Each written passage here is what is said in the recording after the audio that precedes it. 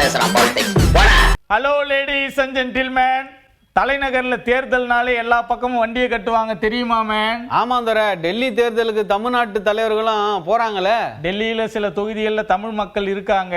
வெற்றி தோல்வியை தீர்மானிக்கிற இடத்துல இருக்காங்களா அப்படிங்கறத விட வாக்கு எண்ணிக்கையை அதிகரிக்க காரணமா இருப்பாங்களாம். ஆமா தர, விஜயகாந்த் கட்சி கூட டெல்லியில போட்டி போட்டாங்களே. ஆமா, முன்னாடி தேர்தல்ல அப்படியெல்லாம் நடந்துச்சு. இப்போ டெல்லி தேர்தல்ல மும்முனை போட்டி தான் இருக்குது மேன். யாராருக்கெல்லாம் போட்டியா இருக்குது தர?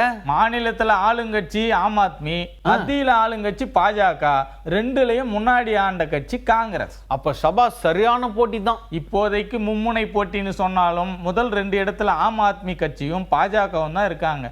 எப்படியும் ஆட்சியை தக்க வைக்கணும்னு ஆம் ஆத்மி நினைக்கிறாங்க மேன். பிரதமர் மோடி கூட ஏதோ சொன்னாரே தர, மத்திய அரசு சார்பில் நலத்திட்டங்கள், புதுசான திட்டங்களை அறிமுகம் செஞ்சு டெல்லியில ஆட்சியை பிடிக்க பாஜக பிளான் போடுறாங்க மேன். சரிதான். அப்ப ஆம் ஆத்மி மாநிலத்தில் ஆளுங்கட்சியா இருக்கிறதால மகளிர் உரிமை தொகை, பேருந்து பயணம், ஸ்மார்ட் ஸ்கூல், இப்படி சில பல திட்டங்களை சொல்லி அவங்களும் ஓட்டு வேட்டையை தொடங்கிட்டாங்க. ராகுல் காந்தி கூட போட்டி கிடைக்கலாம் போனாரே தர. கரெக்ட் தான் மேன். மக்களோட மக்களா கலந்துரையாடல் செய்யறதுன்னு ராகுல் ஒரு பக்கம், புதுசா எம்பியான பிரியங்கா மறுபக்கம் பரப்புரைக்கு ரெடி ஆனாலும் கட்சியோட உட்கட்டமைப்பு காங்கிரசுக்கு கொஞ்சம் வீக்கா இருக்குது மேன். மத்த கட்சியெல்லாம் போட்டி போடுறாங்களா தர? ஆமா, பகுஜன் சமாஜ் கட்சிக்கு பெரிய அளவுக்கு அரசியல் செல்வாக்கு இல்லைன்னு சொன்னாலும் வெற்றி தோல்விக்கு ஓட்டுகளை பிரிக்க வாய்ப்பு இருக்குதுன்னு சொல்றாங்க மேன். பெரிய கூட்டணி ஏதாவது இருக்குதா தர?